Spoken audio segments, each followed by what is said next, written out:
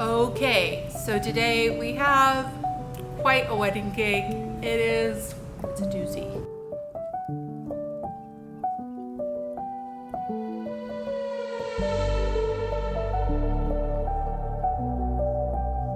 I'm intimidated by this cake.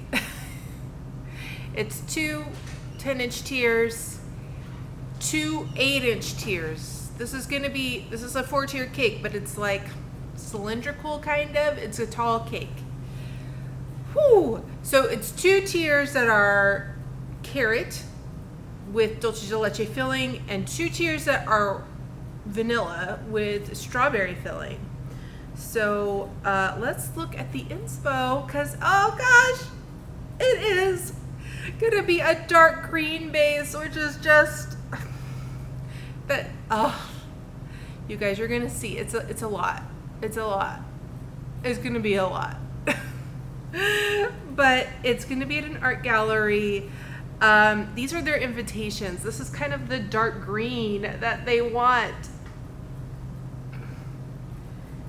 And then, of course, they want flowers all over it. David Austin roses. They want delphiniums. They want all the hard flowers. They want all hard flowers, of course. And these are those David Austin roses. So I have my work cut out for me today. It's gonna be beautiful. I don't know how late I'm gonna be here tonight, but it's gonna be gorgeous. Pray for me. Please subscribe to my channel and click the notification bell. Comments and likes are always appreciated. It does help me on my channel. And here we go.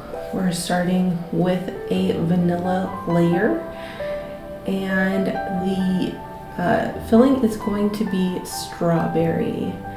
Now, I did get a note from one of the guests right after the wedding asking me, what was that white cake that I ate? It was so flavorful. I couldn't put my finger on it. And I said that was vanilla. And truly, I have one of the most flavorful vanilla cakes. It is something I'm very proud of, and it tastes really good. It is something we do ship nationwide, that you can go on the website mirinadler.com and ship it to yourself no matter where you live.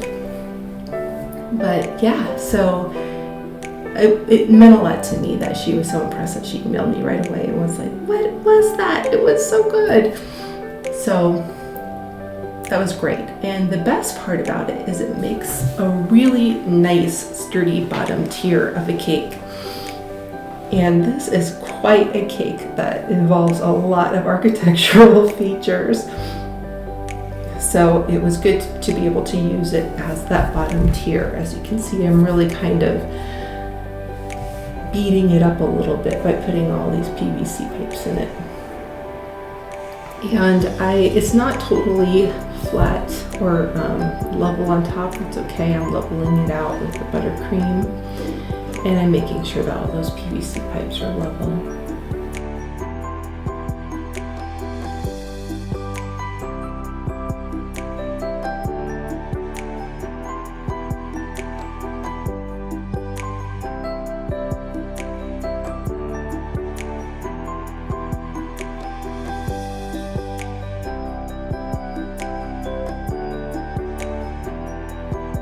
Next up is carrot.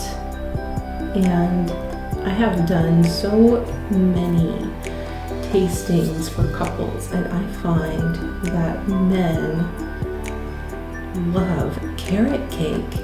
They always request carrot cake, and the good news for them is that my carrot cake is really, really fantastic. It's super moist, as carrot cake really should be, because anything with a vegetable in it, like sweet potatoes or pumpkin or carrots, should always be a lot more moist and carry a lot more moisture than any other type of cake. But my carrot cake doesn't have any other fruits or nuts in it. It just has the carrots and then a lot of nice spice to it. And it's always a flavor among grooms. The filling is dulce de leche. hot tip, the way to make dulce de leche is that you get cans of sweetened condensed milk. You put them in a pressure cooker at low temperature for several hours, always making sure that they're covered, and voila, you have yourself dulce de leche, and you can make it as light or dark as you want. Mine comes out really quite thick, and it can be a workout to get it to spread onto that buttercream. But yeah, it's really yummy. It goes well with the carrot cake, I think.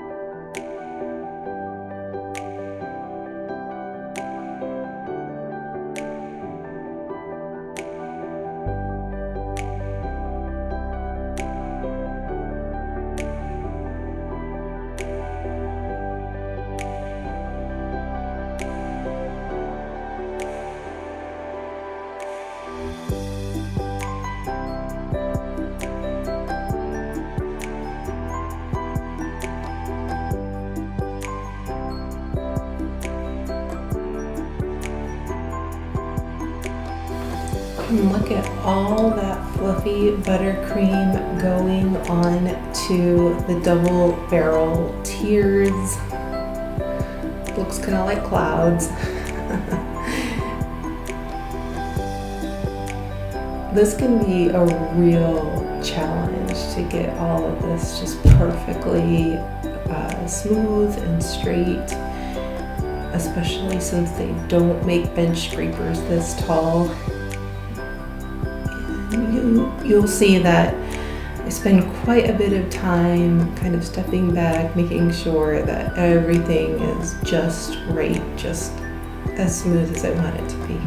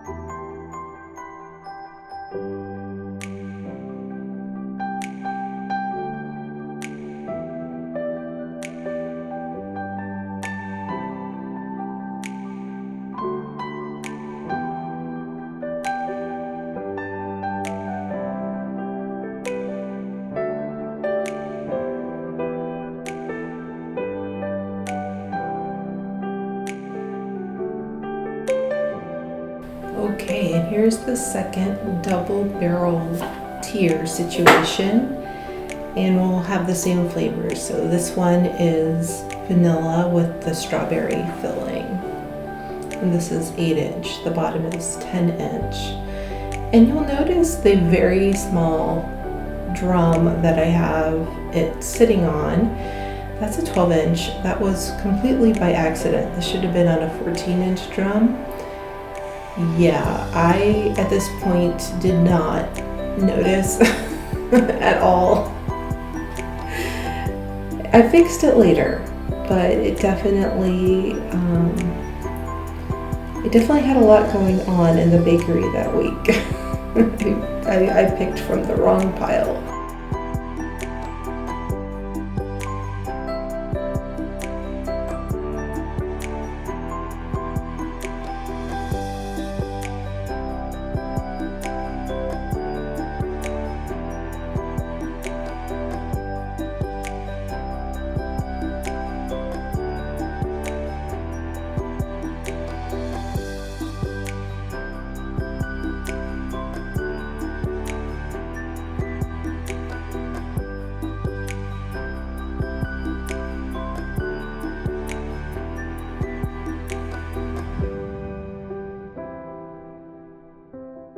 Now for the carrot.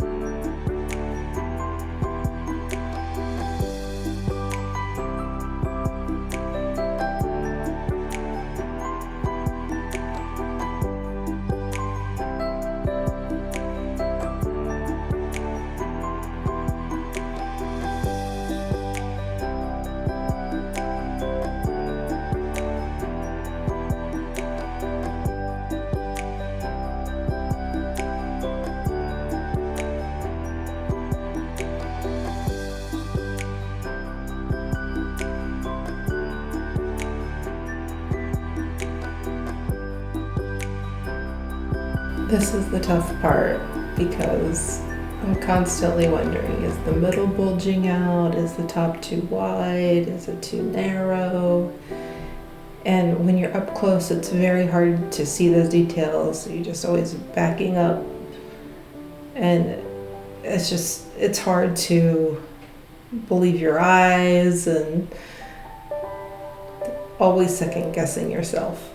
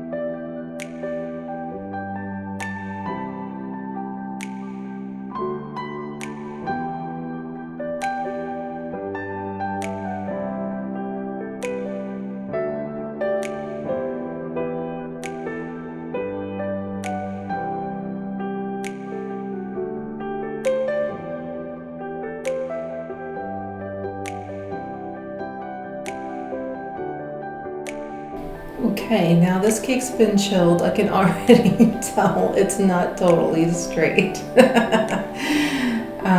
But when it's been chilled, that means that you can go through and you can get it as straight as you want. Make it super smooth. Get all of the corners very sharp.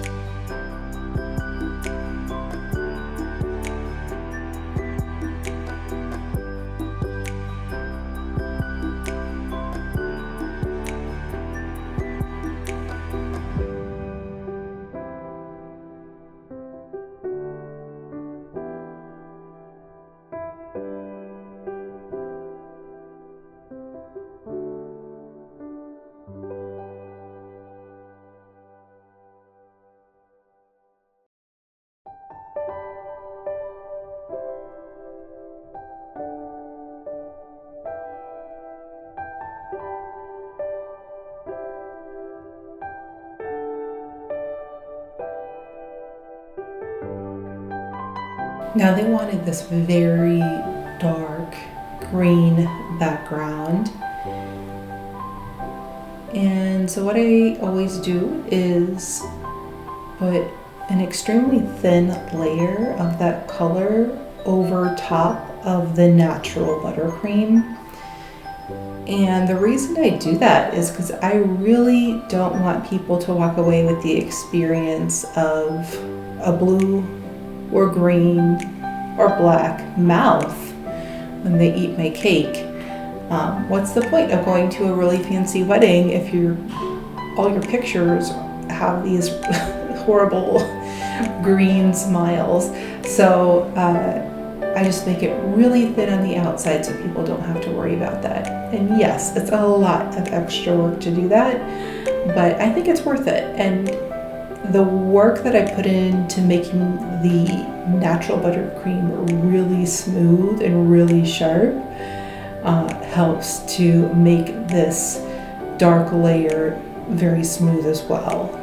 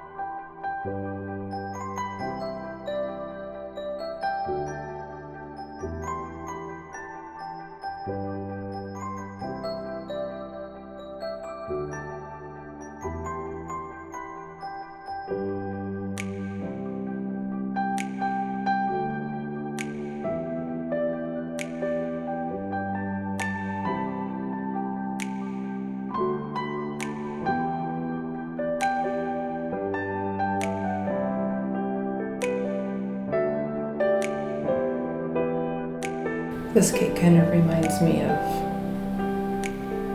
a dark green tube of lipstick.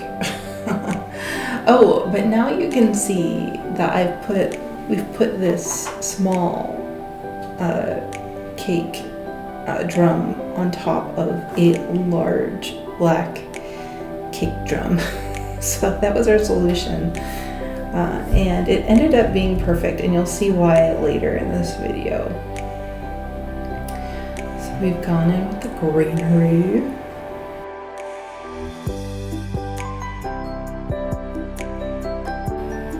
Chartreuse is such a perfect color. I cannot explain enough how much chartreuse has saved a cake in terms of balancing out the colors.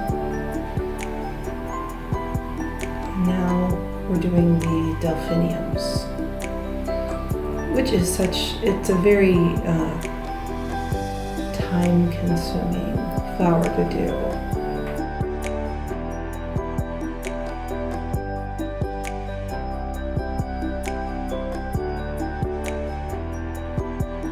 this is also at night. I was there super late, I think until about 10 or 10:30, decorating this cake the night before.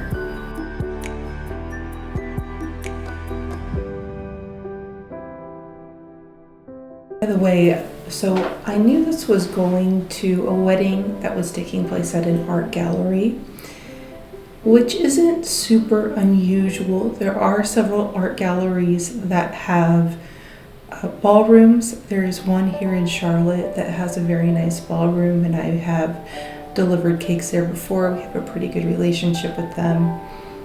And I thought this was probably going to the same one. But my assistant informed me the day before, and she probably informed me before then too, I just wasn't paying attention, that this was actually going to the North Carolina Museum of Art in the capital of Raleigh, which was, first of all, I thought, okay, that's 3 hours away. Okay, I have to think about all my other deliveries. And then I was like, well, okay, my parents live in Raleigh, so I have to pack up my kids and my life and go stay with them overnight. You know, those were the thoughts that were going through my head. But the North Carolina Museum of Art doesn't really have well, they may have ballroom space, but I have never seen it. No, the North Carolina Museum of Art has these amazing historical collections from Egypt and, you know, the Renaissance and just incredible pieces. It's really, really a fantastic museum. And we used to live there in Raleigh. My husband worked across the street at the state lab. And I used to go for walks on the grounds. It's just really quite a superb museum. And I thought, wow, this is quite amazing that my cake is going to be at this museum, because I used to joke about how, oh, you know, my cakes are pieces of art. They should be displayed in this museum. And the couple getting married had mentioned how they wanted that my cake was going to be displayed as a piece of art. And I still wasn't quite making sense to me or hitting me, because I was just thinking about getting this cake done at the time. So, so yeah, that was kind of what was going on in this moment. But yeah, it was. I was more thinking about all the logistics of trying to get it there, and also thinking, how late am I going to be here?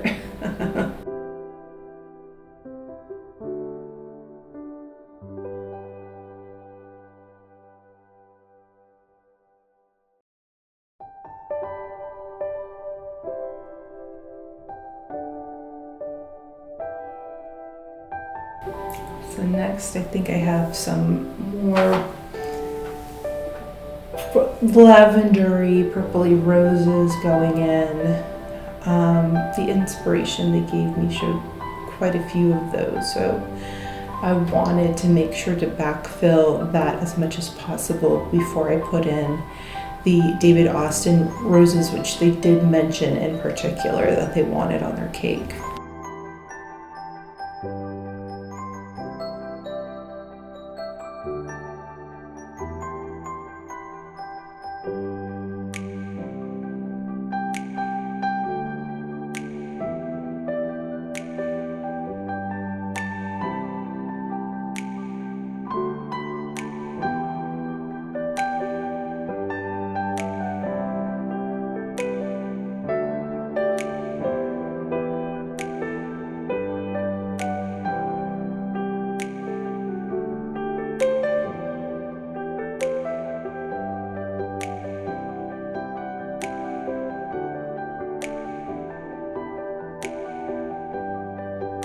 Usually I start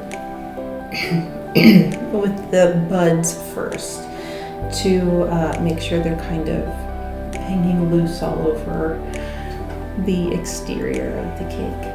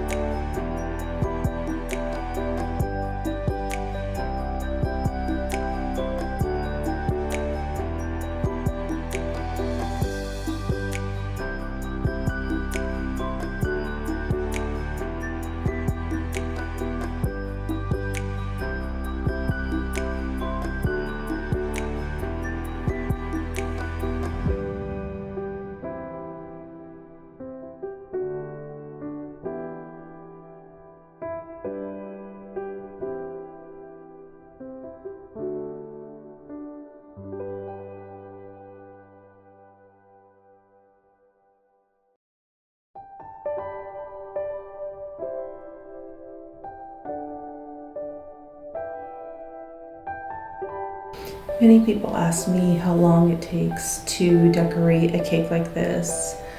I think they often assume that I do it over a period of several days. And that is not true. The actual decorating part of it, I do over, I usually estimate about an hour per tier. So this one took me about 4 hours. But there's a lot of planning that takes place in my head before I even touch the palette knives to go in and start applying all of the flowers. But I still do it all freehand. I don't actually, I don't sketch or anything like that.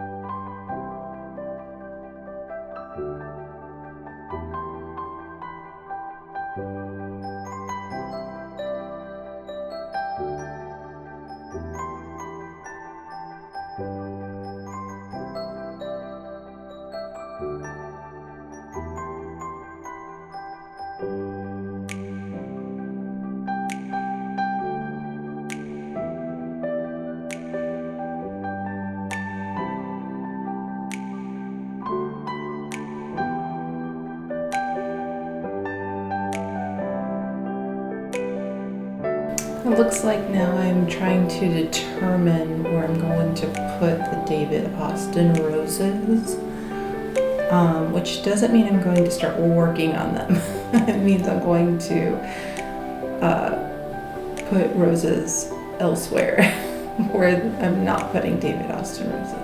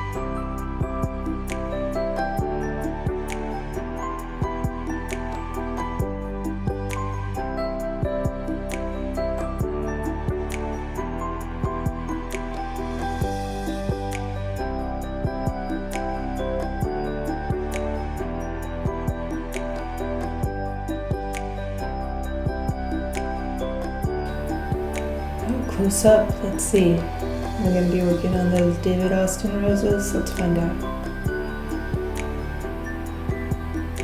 Oh, yes. So David Austin roses are those peachy pink roses with all the folds in the middle, and I have figured out how to do this, and people are just, they're totally mesmerized, like, not mesmerized, but what's the word? They have no idea how I figured it out. So if you're watching this, you're getting half the story.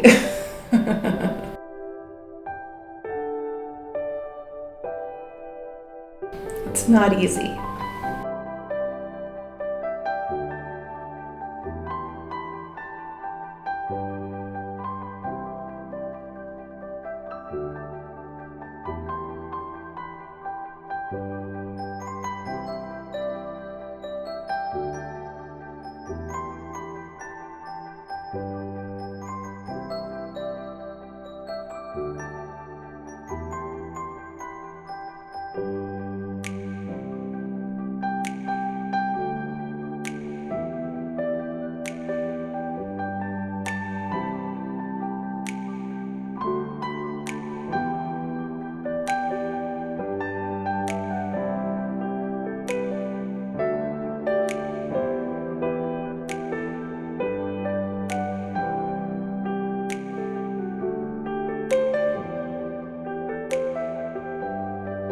David Austin roses are also kind of fluffy looking.